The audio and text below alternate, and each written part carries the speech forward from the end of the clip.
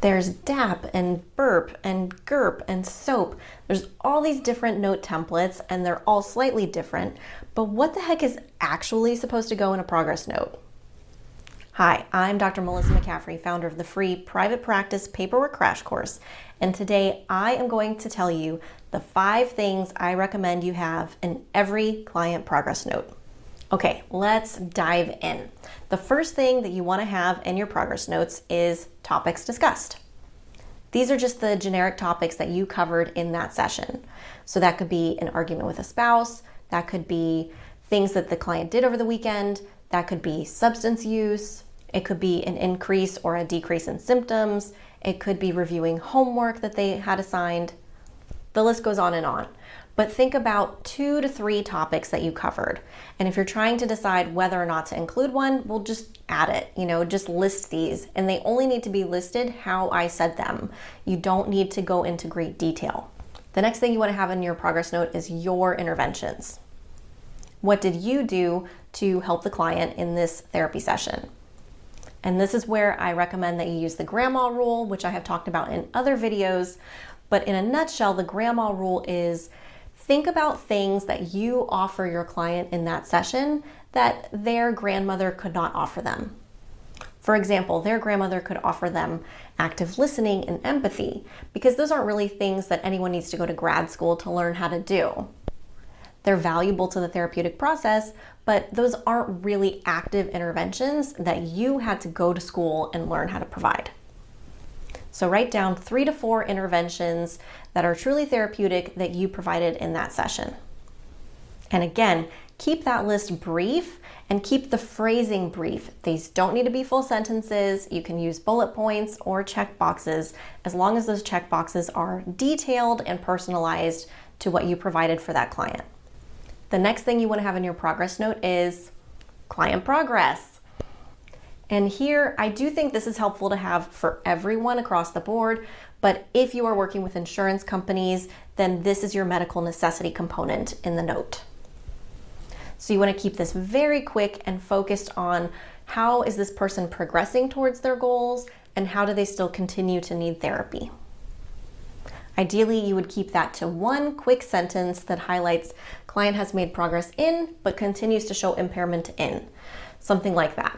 The next component you want to add in your progress notes is client presentation. And I don't mean mental status exam. Mental status exams are meant for psychiatric hospital settings and for tracking more chronic or severe mental illness. They're not really meant for most private practice settings and the type of clients that you're seeing. So use the mental status exam and the components within it as a starting point, and then pick out the pieces that are commonly helpful. For example, what you're probably tracking in a private practice setting is behavior, mood, and affect. Those 3 components of the mental status exam are really what are key to track ongoing if you're dealing with common problems like depression or anxiety or trauma. So instead of having this full mental status exam and answering questions about insight and judgment every single time, why not create some checkboxes for yourself and have more common things like crying, anxious, sad, depressed, and list all of the other common behavioral presentations your clients have, and then be able to use that to show your client's presentation in that session. And yes, this is absolutely a section you could create your own checkboxes for pretty quickly and easily, and then this section will take you all of 10 seconds to complete. As a bonus, if you want, you can add in a client quote or client insight section here as part of their presentation. But make sure you keep that as needed and don't feel compelled to include something in there every single time. Lastly, you want to include whatever your plan is moving forward. So do you offer homework or encourage homework? Did you provide a resource for this client during this session that they're expected to follow up on? Are you going to follow up with another provider or a teacher or something like that? Anything that's supposed to happen between this session and your next session, you want to include in that plan section of your progress note. And you do want to have something in there to show that you have a plan moving forward. And at the very least, include when the next session will occur. Now that's it.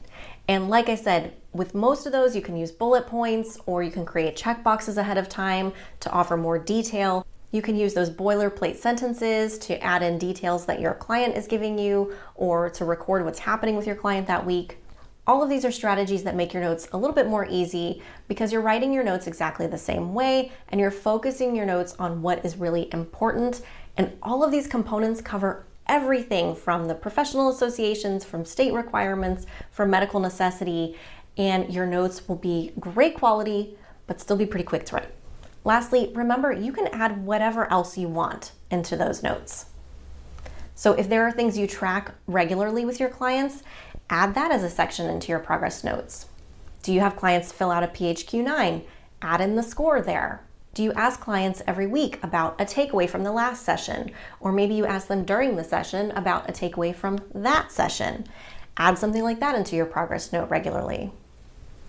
Whatever it is that you think is helpful to have in a progress note, whatever it is you find yourself wanting to write, make that its own section.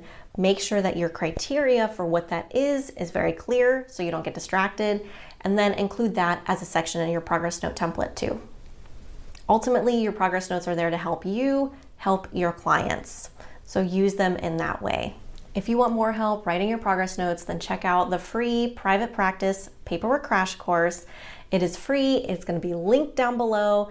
Grab that, join. You can join right away and you'll get access to everything. You'll get some templates and some note examples, and you'll be able to see this in action. So that link will be in the video description. Go ahead and check it out. Now, if you want all of this already set up in a progress note template for you with those check boxes to make things easy, I have that. It's available as part of the Therapist Perfect paperwork packet.